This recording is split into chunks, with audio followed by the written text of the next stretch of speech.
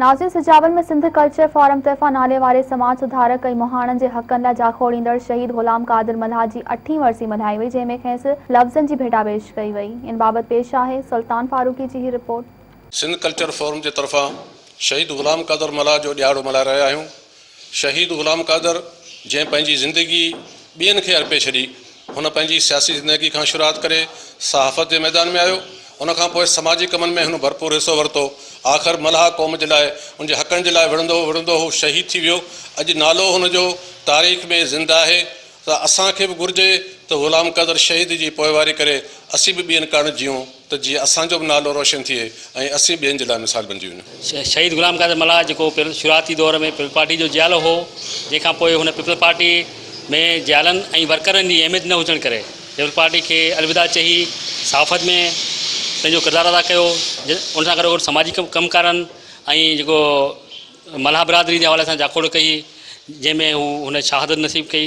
असीं अॼु असां खेसि लफ़्ज़नि जी भेटा पेश करे रहिया आहियूं। सिंध जो तारीख़ी किरदारु ऐं मल्हा बिरादरी जो हक़नि लाइ जाखोड़ींदड़ ग़ुलाम क़ादिर मल्हा जी अॼु यादि में ताज़गी मेड़ा को कोठायो वियो आहे सिंध कल्चर फोरम तरफ़ां। ग़ुलाम क़ादिर मल्हानि जी तारीख़ जो किरदारु रहियो हुयो ऐं हिन मल्हानि पंहिंजी बिरादरी समेत ॾाढियूं सरगर्मियूं ऐं ख़िदमतूं पेश कयूं।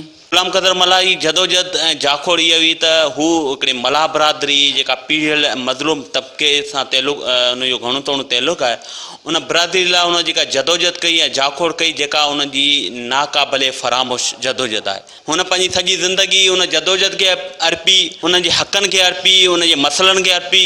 जो किरदारु जेको इज्तिमाही बि हो, उन सां गॾु गॾु ही मल्हा बिरादरी जदोजहद सां गॾु गॾु पाकिस्तान पीपल्स पार्टी जो जियालो बि हो, कारकुन बि हो, जंहिं पंहिंजी ज़िंदगी पाकिस्तान पीपल्स पार्टी खे अर्पी।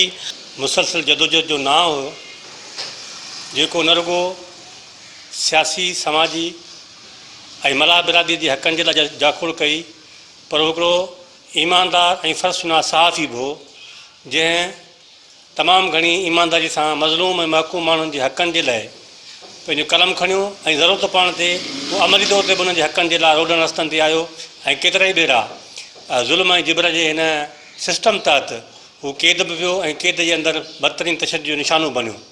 ऐं हुन मल्हानि जे हवाले सां मल्हानि में शऊरी जागृता पैदा करण जे लाइ 0 पॉइंट ॾंड बदीन खां चांदका परगिणे लाड़काणे ताईं मुसलसल जदोजहद कई।